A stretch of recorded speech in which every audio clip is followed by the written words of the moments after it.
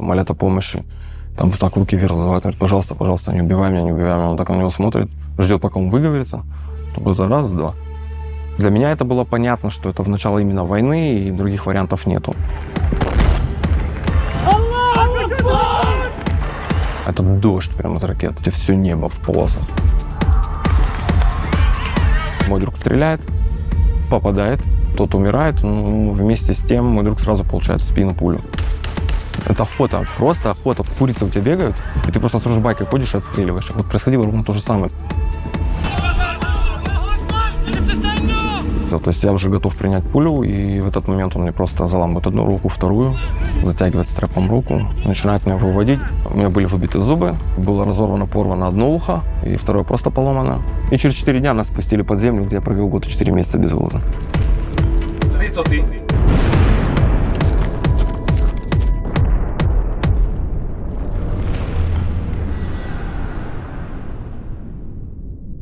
Меня зовут Максим Харкин.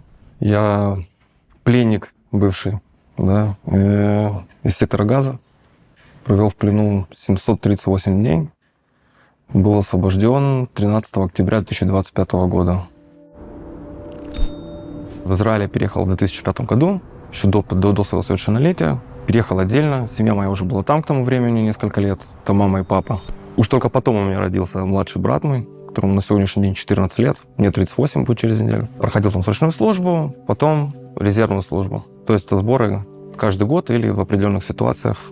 Ни один переезд, ни одна миграция, она никогда тебе в 5 секунд не превращается в дом. Это все процессы, времени общения, ты притираешься, когда ты начинаешь, твой центр жизни переносится туда, и тогда ты уже начинаешь ощущать себя дома. На сегодняшний день я там 21 год живу.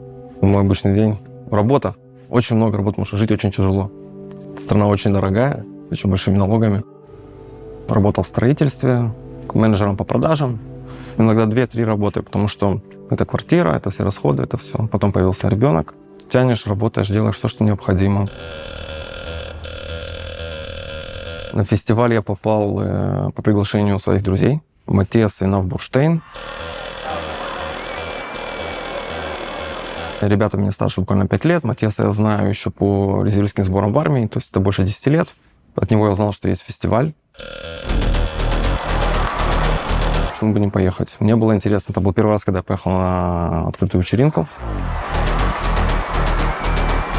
6 октября, да, за день до этого, было внутреннее просто какое-то ощущение такое, знаешь, не хочу идти туда. Проблема в том, что ты не знаешь локацию. Нам отправили там в тот же день, там, за несколько часов до. Буквально в этот момент мне звонит мой друг, говорит, ну что, ты готов? Все, мы собрались, там костюмы приготовили, там, то есть мы же едем, тут все четко. Тебе уже, знаешь, как-то неудобно. Говоришь, ну ладно, что уже может быть? Говорю, ну поехали, да, поедем. Мы приехали туда, мы стояли возле касс уже внутри. Я потерял свои документы. У меня были права мои, карточка пластиковая.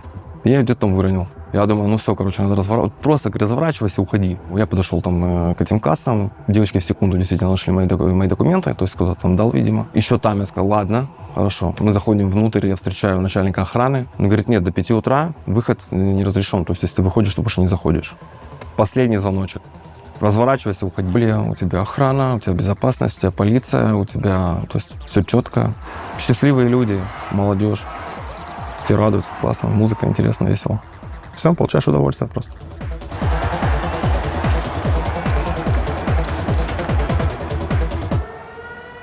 Что-то пошло не так в 6, где-то в 6:20 плюс-минус. То есть еще играет музыка. И я смотрю, я вижу в небе, начинаются ракеты. Ты видишь, что это не там 1, 2, 3 ракеты, да, как бывает. А это дождь прямо из ракет. То есть все небо в полосах. Начинает, естественно, отрабатывать железный купол. Для меня это было понятно, что это в начало именно войны, и других вариантов нету. Конечно, музыку остановили, все, да, то есть их начали разгонять быстренько по домам, уезжать, разъезжаться. Парковка находилась на открытой территории. Опять же, это одна из опасностей, которая была, потому что железный купол, например, работает, но понятное дело, что он не работает в пустых открытых местах, потому что в этом просто нет смысла, да. Полиция на тот момент, которая там была, я их не обвиняю, да, они исходили из того, что они в тот момент считали правильным. Они нас немножко остановили, потому что они боялись, что будет большая пробка.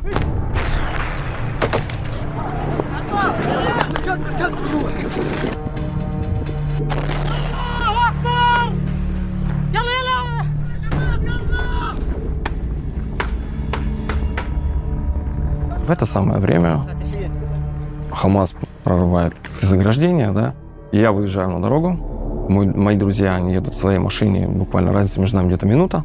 Проезжаю недолго, там буквально пару минут, получаю звонок от своего друга, он говорит, быстро разворачивайся, потому что там уже перекрыто, они уже простреливают дорогу. Получается, возвращаемся в ту точку, с которой мы выехали. Там уже, образно выражаясь, зомбиленд, да, машины просто разбросаны вот так по всей дороге, некоторые там открыты заведенными двигателями, то есть люди бросаются, убегают, кто-то еще был. Понимаю, что двигаться некуда, бросаю машину, начинаю уходить через поле, то есть куда бегут все. В тот момент, когда мы начали отходить, я сбросил свои документы, там было мое военное удостоверение. Помимо того, что я, получается, военный, я еще и офицер. То есть если бы при мне нашли мои документы, моя жизнь бы, наверное, часами максимум исчислялась, это, если бы не там сразу. Я был готов умереть, то есть это уже принимаешь на себя в такие моменты. И второй момент — это дать точку отсчета людям, которые потом придут, будут искать, чтобы вот они будут выставлять же правильно как-то сцену действий, да, и понимать, вот где я был, потому что машина моя здесь, документы мои здесь, которые скинул я, да, естественно. Значит, то есть я был тут. Я написал своей маме: «Мам, я тебя очень люблю». Она написала: «Я тебя больше». Потому что я не мог ей написать, что, знаешь, там, я тебя люблю, там, позаботься о себе, о детях, там, туда-сюда, потому что это, ее бы убило сразу на месте. И я понимал, что все равно об этом всем узнает. Но если я могу ей дать хотя бы пару часов вот этой тишины, да, вот этого, я ей это дам.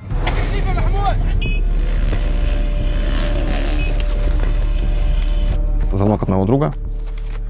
«Макс, где ты, что ты?» Я говорю: «Я вот в поле отхожу, бери жену и давайте сюда». Он говорит: «Макс, я не могу, у него ПТСД». Он старше меня, то есть он прошел там и Ливан, и там все остальное. Он говорит: «Все, говорит, я фриз поймал».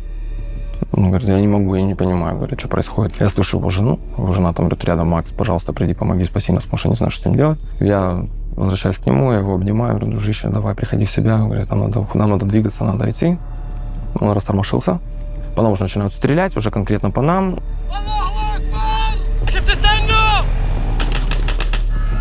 Они просто идут по дороге толпой, по полям, по дорогам, на машинах, как угодно, и просто расстреливают. Это охота, понял?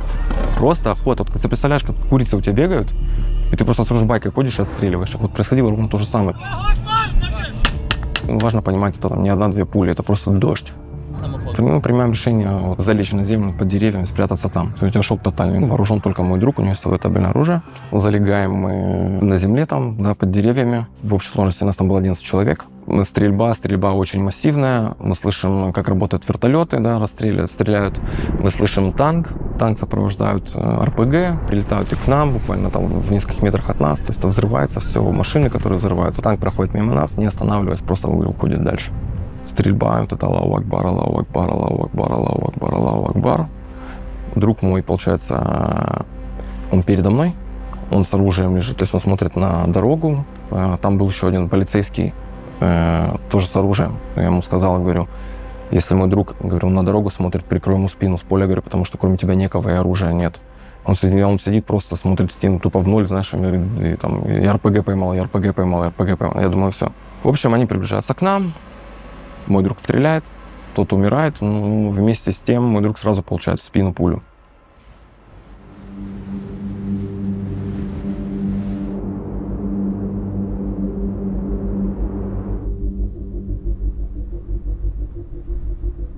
Они заходят с обеих сторон уже к нам туда внутрь, начинают тупо людей, не спеша, улыбаясь, давая людям вот эту вот возможность пережить весь вот этот ужас, знаешь, там, или там молят о помощи. Там вот так руки вверх называют, говорит: пожалуйста, пожалуйста, не убивай меня, не убивай меня. Он так на него смотрит, ждет, пока он выговорится. Просто раз, два.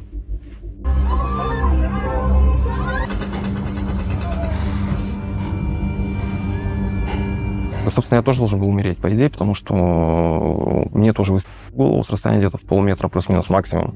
Он стрелял с веса, и пуля прошла просто у меня над ухом. О чем ты думаешь? Я тебе скажу так, жизнь у меня вся там не пролетала, как в фильмах показывают. Нет, единственное, что попросил Господа, это то, чтобы он помог моей маме и моему папе вырастить детей. Да там всех поубивали на моих глазах. Кроме единственный парень, это Йосеф Хаймухан, с которым потом в плену провел почти 2 года. Вот его вытащили сразу, ему в этом плане повезло. Всех остальных расстреливали, то есть на моих глазах. Сначала мне выстрелили, потом я не знаю, почему он передумал. У Господа были свои планы на меня.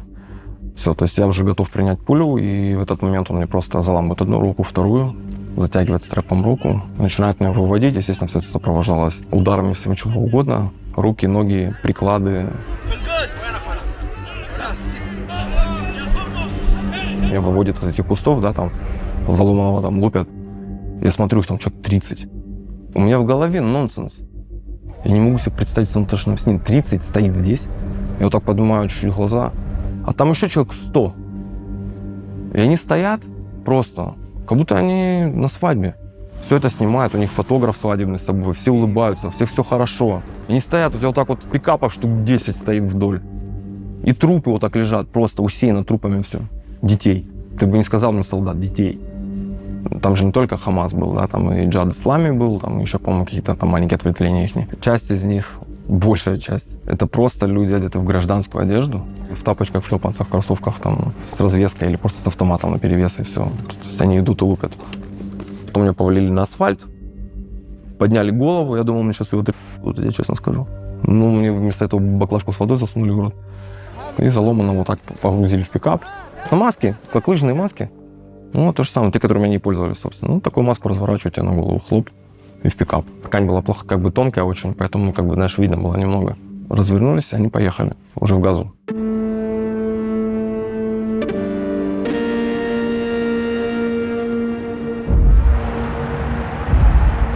Заезжают в газу, ты слышишь там все вот эти аплодисменты их, там Аллаху Акбар, людей просто. Я вижу, как он там поднимает там победу, знаешь, там Виктория. Они заезжают туда, нас завозят в какой-то дом, бросают на пол, срезают одежду. Ты падаешь, начинают с тобой разговаривать. У меня связаны руки, у меня связаны ноги. Я уже в тот момент в одних трусах. И знаешь, вот в тот момент, когда меня толкали на пол, когда я падал, у меня единственная мысль была в голове. Вот с этого момента каждая секунду, которую я проживаю, это подарок. Все. Например, меня спрашивали, есть ли на мне какие-то там датчики, там GPS, там трекеры, все остальное. Я говорю, на мне ничего нет.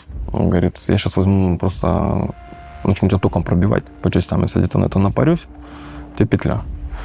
Я говорю, можешь делать, что ты хочешь, на мне ничего нет. У меня были выбиты зубы, было разорвано, порвано одно ухо, вот это, и второе просто поломано. Все это потом зарастало само, никто мне ничего не давал. То есть вот эти уши, это не мои уши. Грубо говоря, у меня они были другие до этого. Все, нас повезли в другую квартиру, в другой дом. Первый раз в туалет сходил. Писать это шоковое состояние ты не можешь. Да и дали возможность нам только через там, сутки-двое, там, да, когда мы были. Ели за эти 3 дня, там, 2, меня покормили. Я съел вот такой вот кусочек персика, вот такой ровно, и вот такой кусочек сыра, который мне просто маску подняли, так засунули в рот.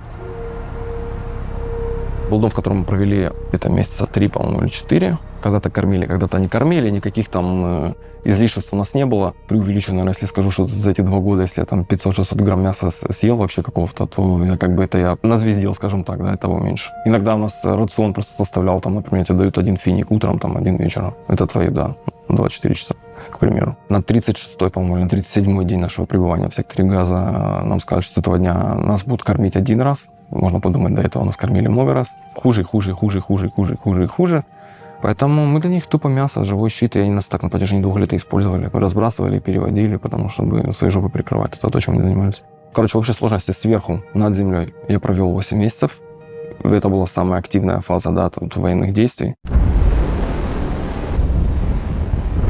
Солдаты у нас были просто там иногда, армия там в 20-30 метрах от нас была, грубо говоря. И мы очень сильно молились, ну я, по крайней мере, чтобы они не пришли. Потому что наши дома всегда были, там места, в котором мы находились, всегда были заминированы.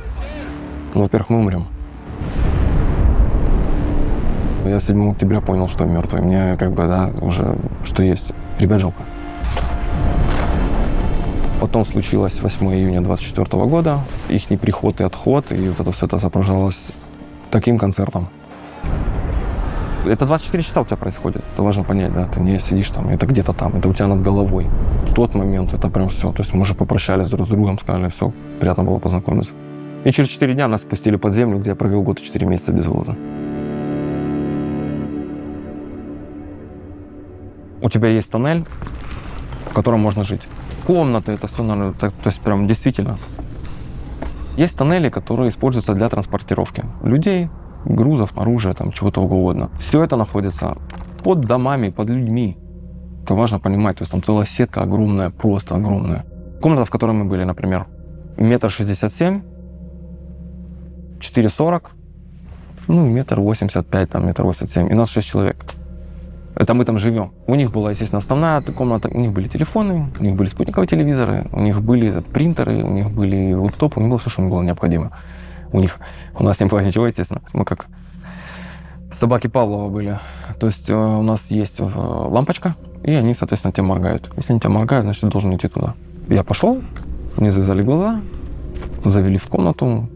Ну, уже там меня били по дороге. Завели, посадили на колени, сняли с меня футболку. Все это снималось, естественно, и там дали листик, записывали все это на видео. В какой-то момент мне написали на спине фломастером «Шен тахачен, айн тахатайн». То есть зуб за зуб, глаз за глаз. Это все художество отправили потом в наше правительство определенным министром. Да. Первое видео — это я и Бар Куперштайн. Мы находимся в тоннеле, говорим о том, что было перемирие. Вот, и там я говорю о том, что вышел и меня выпустили наружу, потом начались обстрелы, меня опять обратно засунули, и там у нас нету еды, воды, там всего остального. Понятно, что это постанова, и никуда я не выходил. Пищи, как у нас и было, минимум, так минимум остался. Цель была, естественно, там надавить на правительство, там на людей, там все остальное, чтобы там, да, устроить этот резонанс большой общественный. Второе видео — это о том, что был обстрел, и обвалился тоннель, да, меня туда выкопали, вытащили. Говорю, как все плохо, там, и все остальное. Ну, это все подстава, конечно, постанова полная. Меня обмазывают йод, томатная паста, обклеивают, как бы, и все. Я преследовал свою цель, то есть это чтобы мои родители хотя бы услышали, просто меня увидели. Это было самое главное, они это увидели. Но я не поняли, что это постанова, потому что там даже брат мой, вот он увидел видео, там первые 10 секунд, когда меня просто вытаскивают из-под земли, и я там начинаю разговаривать на иврите, он говорит, нет, говорит, это постанова. Потому что если Макс, говорит, если бы его так вытащили, он бы там матюкался на русском языке, говорит, в 3 этажа, говорит, его восстановить нельзя было. Мы 2 года практически были 2 ногами в могиле, да, только осталось только лечь. В определенные моменты человек ломается внутри, ты либо начинаешь в этом всем жить, плавать в этих эмоциях, в этом негативе, и сам себя вот это разжать и разрушать, да, и умирать. Либо ты принимаешь на данный момент это как свою жизнь. Вот это есть, вот так я живу. Вот так вот есть. Дай Бог будет лучше, но вот сейчас-то вот так. Тебе значительно легче становится, хотя бы морально. Голод — это страшная вещь. Ребята, я вам скажу, что даже тот, кто не ел 2 дня, не знает, что такое голод, и слава Богу, не надо. Но для меня самым тяжелым было это неизвестность того, что происходит с моей семьей. Я тянул на своей спине свою семью. Я всегда говорил и говорю, что моей семье было тяжелее, чем мне, потому что я и сын, и папа, да, у них плен похуже моего, потому что у них есть вокруг все, но ничего не надо. То есть это страшно. Вера в Бога, наверное, и люди. Была ситуация, когда в тоннеле к нам попало радио под соусом того, чтобы учить ислам. То есть там была вот эта шайба, и четко можно было ловить станции. И там был FM, AM. Я же, в свою очередь, всегда знал, что мне физика помогла в детстве. Я говорю, ребята, оно нам надо. Я говорю, что идиот, говорит, не поймает тебя ничего никогда в жизни. Я говорю, слушай, напрямую нет. Но по проводам может. Поймали волны. Сначала мы поймали волны... Я даже, кстати, московскую какую-то волну поймал. Я тогда узнал, что в Москве сейчас +8. Думаю, здорово, круто. И в один из дней, не довольно быстро, мы поймали израильскую волну военную. И оттуда мы более глубоко начали узнавать, что, собственно, происходит и в каком состоянии находится страна.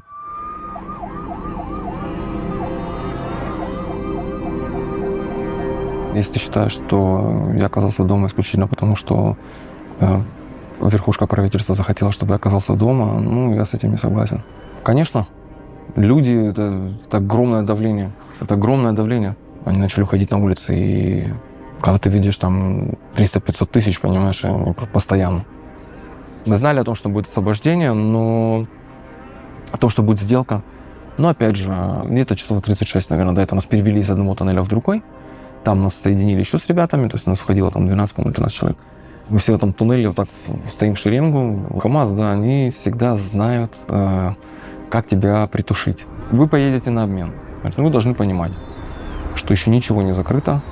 Если что-то пойдет не так, что-то нам покажется неправильным, где-то там что-то не случится из того, что должно быть. В лучшем случае мы вас запихнем обратно, в худшем мы вас можем потратить. Мы так стоим, там 12-13 человек, из них 10 вот так голову поворачивают. Все в плохом состоянии, там не было хороших, пойми. Они вот так поворачивают голову и говорят, да что с вами делали? А мы стоим просто вот такие, мы вообще, да нормально, нормально. То есть для сравнения, я зашел туда, я был, даже, я говорю, 90 с чем-то килограмм, вышел я 50.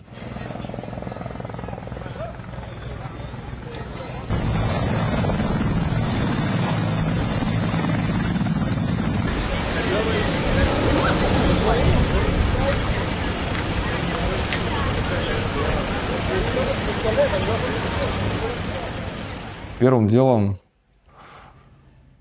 выпил капучино, покурил сигарету. Многие говорят, как ты не бросился, ты 2 года не курил, да, там, как ты не бросил. Я говорю, ребята, я ничего не бросал, я ждал, просто ждал. И все. Принял душ наконец-таки. Первый раз. Нормально. Узнал, что есть теплая вода опять на планете. Сначала это мама и папа мои. Они приехали в Рим сразу. Ну, это был, как бы, знаешь, тотальный шок, потому что видел родителей, как бы, ну, они в состоянии страшном, конечно. То есть мама моя поправилась на 20 килограмм, исключительно на медикаментах, на успокоительных, на всем остальном. Папа тоже, как бы, себя чувствует плохо, у него вот это воспаление сердца поймал, там, все остальное за это время. Ты знаешь, это не был страх, потому что я прекрасно понимал, что я возвращаюсь в другую жизнь, и настоящая вот война, она вот только сейчас начнется. Ну, для меня, да, потому что нужно восстанавливать свою семью. Это самая тяжелая работа, на самом деле. Ты моя бубочка.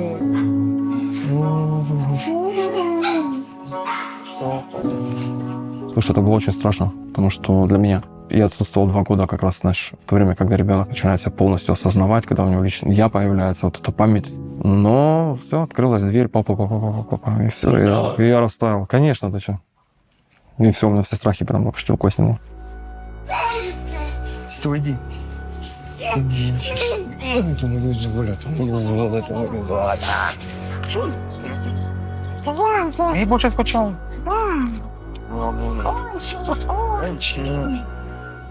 Теракт — это что-то произошедшее сейчас. Он случилось, и пошла жизнь дальше. У меня 2 года 7 октября и у остальных ребят. То есть ты завис там, все, это 2 года 7 октября, у тебя 2 года ужаса. Это постоянные обстрелы, это постоянно самолеты, это постоянно корабли, это все. И оно все у тебя здесь, у тебя за окном пули летают, у тебя дом ходором вот так вот ходит, у тебя разрываются все эти там ракеты, там взрывы, все что, 24/7. Это не важно, что меня сейчас не бьют или вокруг меня не расстреливают никого, ты 24 часа ты в этом живешь. Мне кажется, наверное, самое страшное, да, когда ты четко абсолютно понимаешь, что ты умер, грубо говоря. Ты покойник, тебе это важно принять. На самом деле тяжело все, потому что это новая жизнь, да, и ты новый, ты не такой, как ты был раньше. Проблема со сном, если он вообще есть, да, там, или отсутствие аппетита, например, который у меня по сей день просто есть. Я ем потому, что надо, а не потому, что мне хочется есть. Ты физически ощущаешь боль от того, что ты голодный. А потом, в какой-то момент, когда ты уже это перешагиваешь, тебе уже просто все равно. Многие вещи, все, что ты хочешь сделать, сделай сегодня. Не откладывай на завтра, неважно, что это. Это может быть твое желание, какое-то хобби, это может быть что-то там, какая-то там покупка. А может быть желание просто подойти и сказать своей супруге, да, своему мужу там, или детям, сказать, что ты их просто любишь. Говори это, делай это, и чем больше, тем лучше. Потому что то, что ты это знаешь внутри себя, и для тебя это банально и понятно, на самом деле нужно проговаривать. Просто то, что я могу вот почувствовать ветер на своей руке, вот это спасибо Господу огромное за это. За то, что ты можешь глаза свои открыть, ты можешь посмотреть, увидеть небо, ты можешь дышать, ты можешь просто стоять ровно. Самый класс — постоять в очереди просто. У тебя есть время. Никуда не торопиться. На все есть время. Тормозить не надо, но на все есть время в нашей жизни, нужно его правильно распределять. У меня получается, я делаю лекции определенные, да, и там и в Израиле, и за границей. То есть, если можешь человеку, несмотря на все его невзгоды, какие-то тяжести, объяснить ему, что даже вот посмотри в моей ситуации, все, что даже с тобой плохое происходит, это все временно. Все проходит, все нормально. Нельзя киснуть, как бы там плохо тебе не было. Все будет хорошо.